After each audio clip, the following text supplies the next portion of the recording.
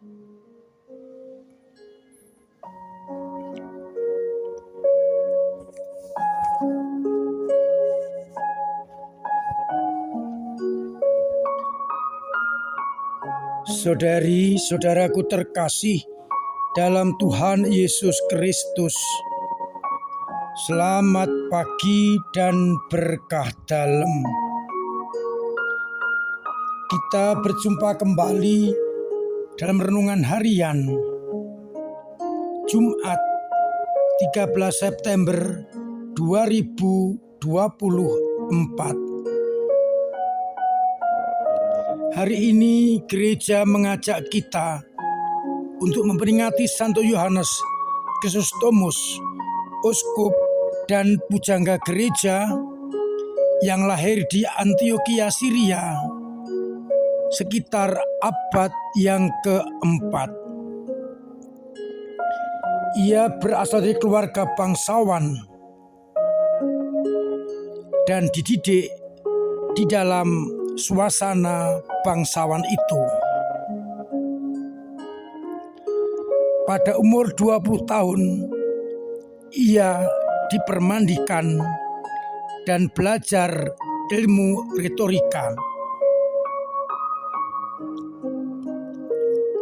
Ia menjadi ahli pidato yang terkenal. Kofasikan dalam berkhotbah, dalam orasi tidak diragukan lagi.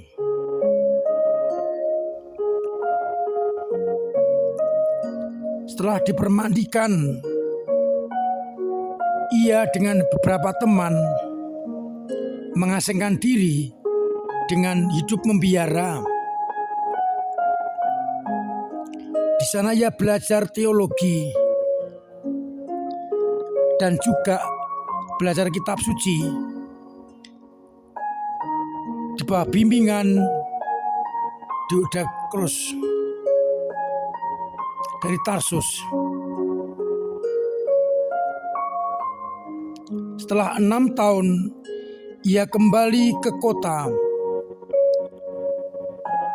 dan kemudian ditapiskan menjadi diakon dan imam.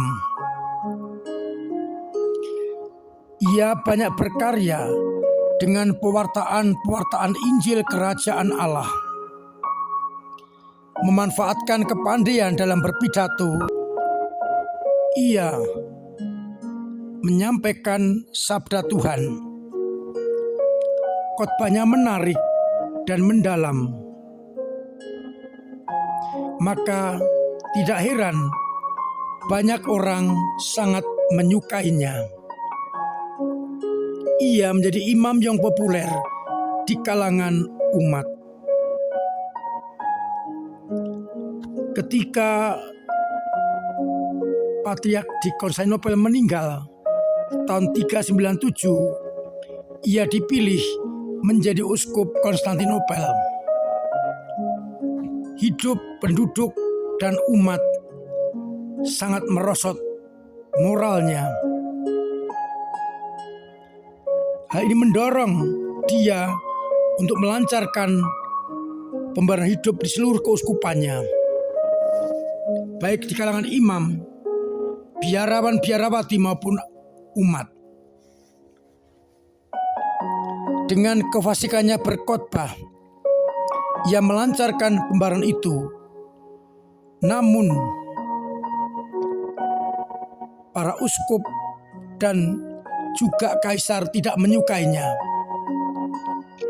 Maka ia sempat diasingkan. Namun, umat yang mencintainya marah dan meminta agar ia dikembalikan. Ketika ia mengkritik seorang kaisar perempuan, sekali lagi ia diasingkan. Banyak penderitaan yang dialami dan akhirnya ia meninggal di pengasingan sebagai saksi Kristus.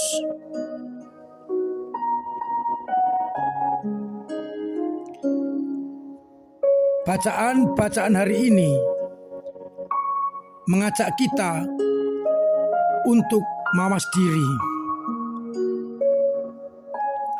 Paulus dalam bacaan yang pertama menyadarkan kepada umat bahwa pewartaan Injil baginya adalah suatu keharusan. Celakalah aku kalau aku tidak mewartakan Injil. Sedangkan pada bacaan Injil,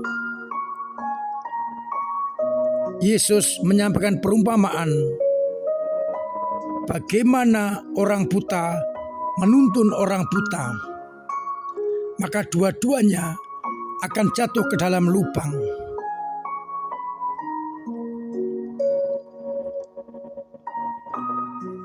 Ia mengkritik orang-orang yang melihat selumbar di mata orang, tapi tidak melihat balok di matanya sendiri. Maka diminta orang mengeluarkan balok itu dan baru mengeluarkan selumbar dari mata seseorang. Saudara-saudaraku terkasih, dari bacaan pertama pesannya sangat jelas bahwa pewartaan Injil hukumnya adalah wajib bagi semua pengikut Kristus. Celakalah aku kalau aku tidak mewartakan Injil. Yang menjadi persoalan adalah bagaimana cara kita mewartakan Injil. Yohanes Kristus mewartakan dengan khotbahnya yang menarik. Paulus dengan ajarannya dan mengunjungi kota-kota. Bagaimana dengan kita? Inti pewartaan Injil adalah mewartakan kabar sukacita. Maka kita mencoba menerjemahkan kitab suci dalam hidup kita sehari-hari.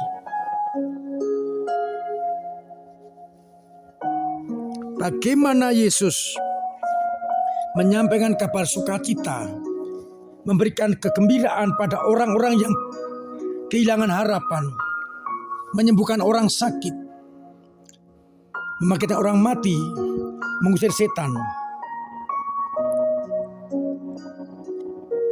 Bagaimana kita menerjemahkan itu? Apakah kehadiranku membawa sukacita bagi orang lain? Kita terjemahkan Injil itu dalam hidup. Ditampar pipi kanan, diberikan pipi kiri. Artinya kita tidak boleh balas dendam, tetapi penuh kasih. Kalau kita hidup bertindak seperti itu, kita sudah mewartakan Injil. Maka pertanyaannya, sudahkah aku mewartakan Injil Allah lewat hidup dan karya-karyaku? Dari bacaan Injil, kita diajak untuk refleksi, melihat diri kita lebih dahulu sebelum kita bertindak kepada orang lain. Agar akhirnya apa yang kita nasihatkan kepada orang lain bersumber pada hidup kita yang lebih dahulu telah melaksanakan kehendak Allah. Oleh karena itu, kita diajak menjadi murid-murid Kristus yang sejati. Dengan menerjemahkan Injil dalam hidup yang konkret, barulah kita bisa bertindak kepada orang lain, menasihati, menegur dan sebagainya. Agar akhirnya dengan kita melepaskan semua dosa-dosa kita, kita mampu melihat dengan jelas orang lain. Maka mari bersama-sama kita mencoba terus-menerus menghadirkan Kristus dalam hidup kita sebelum kita hadirkan kepada orang lain. refleksi dulu, baru bertindak. Mudah-mudahan kita semua dimampukan untuk menjadikan hidup kita sebagai anak-anak Allah yang siap untuk melayani. Tuhan memberkati kita sekalian. Amin. Marilah berdoa. Bapa yang penuh kasih, kami bersyukur atas sabda-Mu yang mengajak kami untuk menyadari tugas kami sebagai anak-anak-Mu. Selain mewartakan Injil, juga merenungkan lebih dahulu sebelum kami wartakan.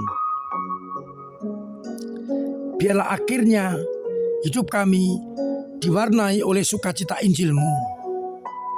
Dan dengan demikian, apa yang kami wartakan berasal dari sabda-sabda-Mu. Semoga kami Engkau dorong untuk terus-menerus ambil bagian dalam karya perutusan. Kuatkanlah iman kami yang kadang lemah, kadang jatuh, kadang mandek, agar akhirnya semua orang mengalami cinta kasih-Mu. Semoga umat-Mu yang sakit Engkau sembuhkan, yang punya beban berat Engkau ringankan, yang punya persoalan Engkau bantu untuk mengurai, yang punya kesulitan ekonomi Engkau bantu lewat sesama ataupun usahanya Engkau beri keberhasilan. Biarlah akhirnya kami tetap merasakan cinta kasih-Mu. Untuk itu, sertai dan bimbing kami dengan berkat-Mu sendiri, Bapa dan Putra dan Roh Kudus. Amin. Saudara-saudaraku terkasih, saya ingatkan, saya dorong untuk terus-menerus menciptakan pola hidup sehat agar kita terbebas dari berbagai macam penyakit, khususnya virus corona. Kalau kita sehat, keluarga akan sehat, sama sehat, dan dunia tetap sehat. Terima kasih untuk semua usaha panjenengan dalam menghidupi gereja dengan doa-doa, dengan tenaga dan karya, dan juga dengan dana. Semua itu akan berarti bagi gereja untuk terus mewartakan Injil Kerajaan Allah.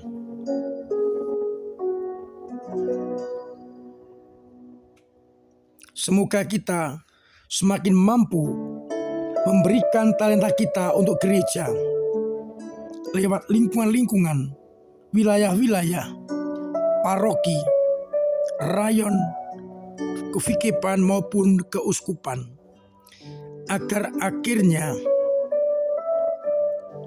gereja semakin berkembang berkat peran serta panjenengan semua.